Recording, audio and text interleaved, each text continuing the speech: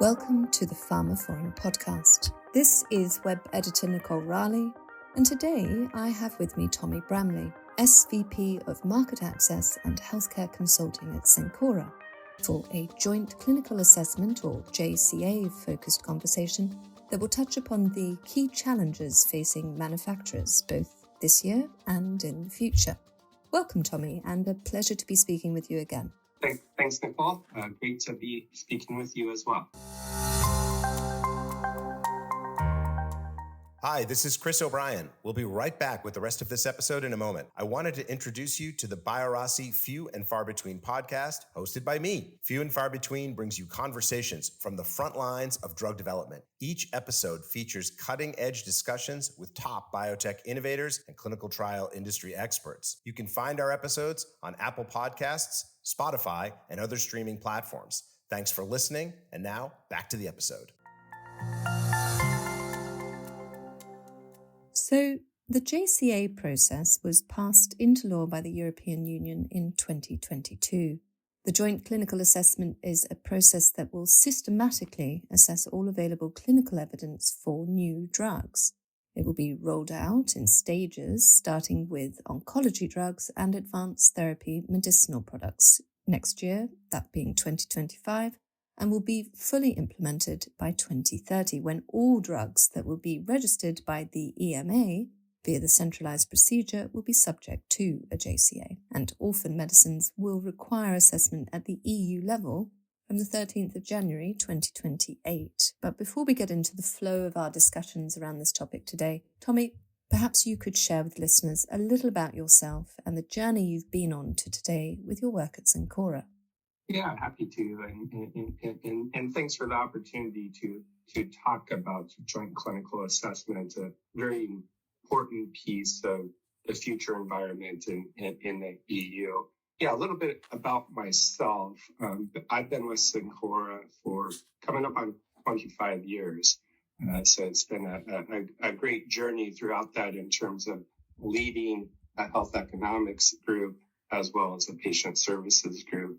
And then most recently relocating to London to help with our international expansion of our global consulting services. So I've been in London now for 3 years, and it's great to be part of this new environment as we embark on the JCA, and also looking at some of the corollaries back to the United States in terms of what's trying to be accomplished with the Inflation Reduction Act. So lots of new policies, lots of things for us to be thinking through in terms of what that means for pharma and what that means for patients receiving new innovations and new therapies. Thank you, Tommy. As you say, lots of new policies indeed. But at this juncture, let's focus on the JCA. So what questions remain unanswered, and what will be the key challenges facing manufacturers from next year? Yeah, I think the number one question on pharma's mind is the role that they will play in the process in terms of influencing or having a say in terms of the procedures and how the guidelines will affect them. When we speak with our clients and manufacturers, most of the questions are around PICO. Mm-hmm. So that's a population intervention, comparison, and outcomes. And as we were in the early planning stages, it became clear that there was going to be no PICO left behind. And what I mean by that is all of the member states will have a say in that comparison, and the standard of care across the EU is very different. So each PICO will receive equal weighting and will be included in the assessment. So that could be very burdensome in terms of creating those comparisons across multiple PICOs and how that would be accomplished through indirect treatment comparisons and other methodologies. So that's one of the key questions, is the number of PICOs and what methodologies will be accepted in addressing those comparisons. The second part then is how that PICO and the evidence generated and the treatment comparisons for those assessments will be used in pricing.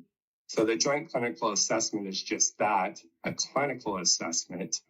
And then it moves into the country level in terms of pricing and reimbursement. Each country now will have several PICOs to choose from in terms of making those comparisons. And so there will be a lot of information, a lot of comparisons entered into that pricing dynamic. So that remains to be determined in terms of how different countries use those PICOs in their price setting and how accepting they are of different methodologies in addressing those comparisons. So I'd say those are the key topics right now, is the PICO as well as the pricing dynamic. Mm-hmm. Thank you, Tommy. So very much EU focused, as we are discussing today. EU focused when it comes to Cencora itself, coming away just generally from the JCA for a second. Cencora recently attended ISPOR Europe. So I was wondering if you could tell us about that before we discuss a little bit of news from Cencora, actually. So let's focus on ISPOR. What were the key takeaways coming out of that conference, Tommy? Yeah, one of the key takeaways is what we just spoke about, and I would say that was the number one topic, was the joint clinical assessment, given that it's near in terms of being implemented in a matter of a few weeks. So lots of conversations, lots of posters, lots of sessions directed in terms of what to expect with the joint clinical assessment. So I spoke to the PICO, I spoke to the pricing. Another important part of that is this going to reduce redundancy in the process? So several symposiums, several conversations around the goal of JCA is to reduce redundancy and create equality or better access across the EU.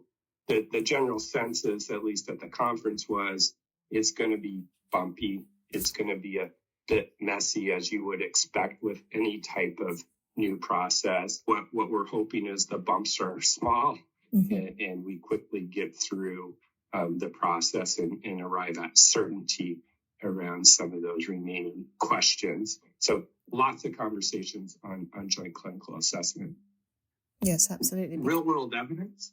Oh, sorry. No, not at all. Go for it, Tommy. Real world evidence. Yeah, real world evidence. So something that we're all very focused on in terms of how that will help the process and create additional evidence base for decision makers. Conversations around regulatory grade real world evidence. So very sound methodologies in producing good data to inform that decision making process. So how that could be used to create a synthetic control arm, especially in rare and orphan diseases where patient recruitment is very difficult. So that's a process by which the standard of care is used as the control arm. And there's very sophisticated statistical measures to put in place to create that synthetic or untreated control arm through standard of care. So some very exciting things going with real world evidence. How you do that on a global level in terms of different databases, different registries that may be available in different regions, and how you can combine those to help answer questions about effectiveness, about safety. That's another hot topic, I guess, and one that's been talked about previously on some of our podcasts, is that focus on RWE. The other area that blurs into real world evidence is the use of AI. How can we use AI to assist us in that evidence generation in terms of literature reviews, putting together evidence base? Can that help us in terms of more quickly identifying research questions? Can it help us address some of those real world evidence demands in terms of seeing patterns and making sense of the data more quickly and directing our research? That's not only for real world evidence, that's also in terms of content generation and producing some interesting areas where there could be efficiency gains. So another important area is how we harness technology and how we use AI to better inform that decision-making process. Thank you, Tommy. As listeners will no doubt be interpreting, it is a complex chessboard indeed, what we are discussing at the moment. So if we focus on the news I alluded to earlier from Cencora, that news is that Cencora recently acquired France-based market access firm Public Health Expertise, otherwise known as PHE, in order to bolster support among pharmaceutical partners across Europe.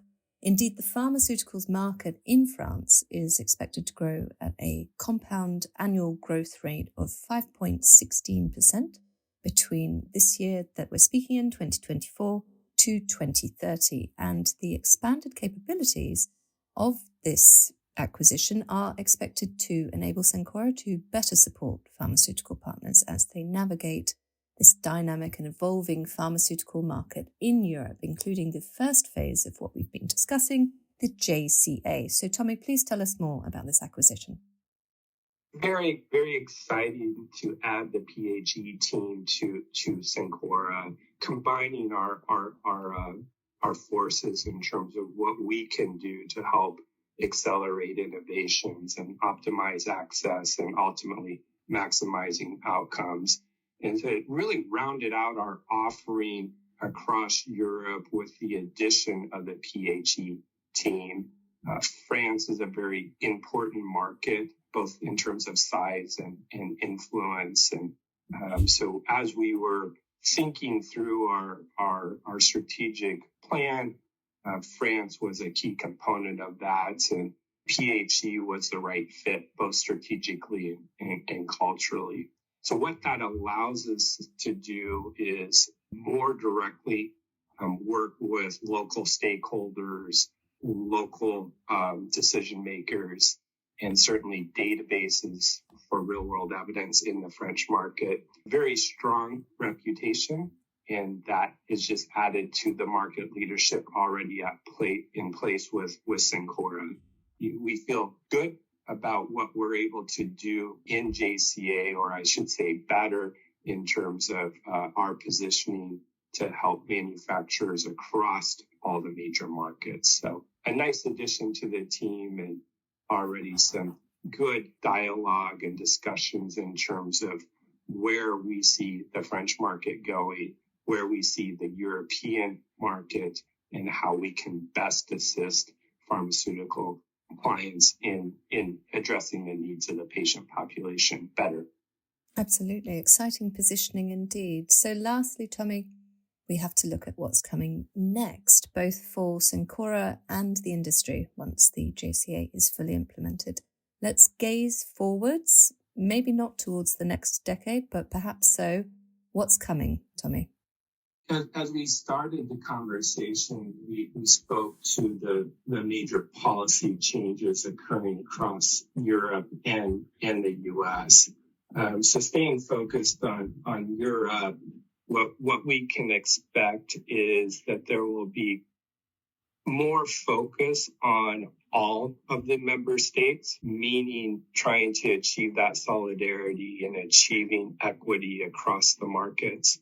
You see much of the legislation, not only with JCA, but the European pharmaceutical legislation focused on that solidarity and with the goal of more equitable access across the member states. So I think you're going to continue to see a focus on Europe as a whole rather than Europe as a set of countries. And that's a real positive in our minds in terms of how we can make sure that most patients are benefiting from new therapies and existing therapies.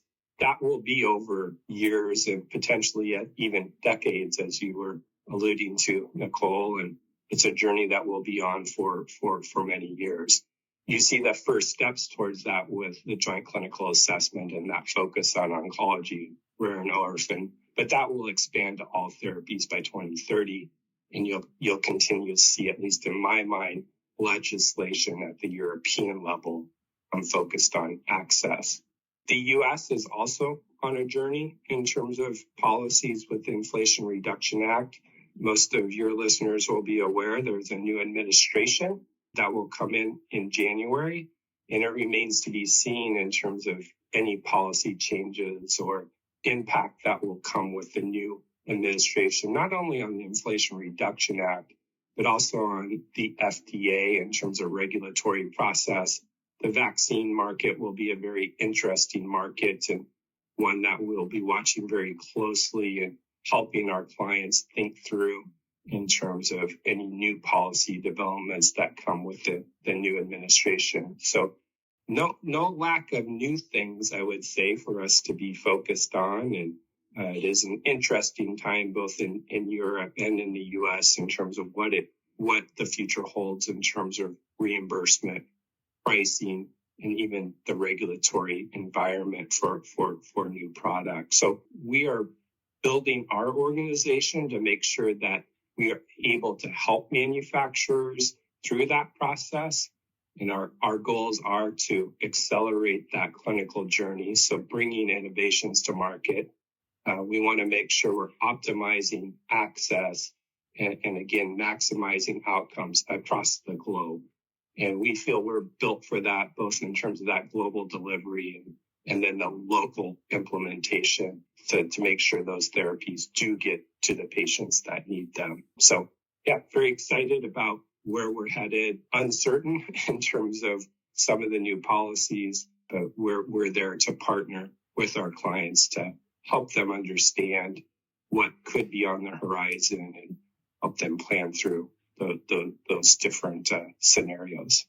As you say, no lack of new things indeed, and interesting indeed as to what might occur with the new administration in the US. But bringing it back to Europe, indeed, let's end this podcast on the thoughts of equity and Europe operating as a whole. Thank you, Tommy. It's been a pleasure. Thank you, Nicole. Enjoyed and looking forward to our next podcast. And that concludes another episode of the pharmaphorum podcast. You can find more information about this episode, including a download link and information about previous installments at pharmaphorum.com/podcasts. The pharmaphorum podcast is also available on Apple Podcasts, Spotify, Overcast, Pocket Casts, Podbean, and pretty much wherever else you download your other podcasts from. Just search for pharmaphorum and follow and hit subscribe. Of course, don't forget to visit our website itself, where you can sign up for daily and weekly news and analysis bulletins. And do follow us on Blue Sky and LinkedIn at pharmaphorum. That's all for now. Thank you for listening.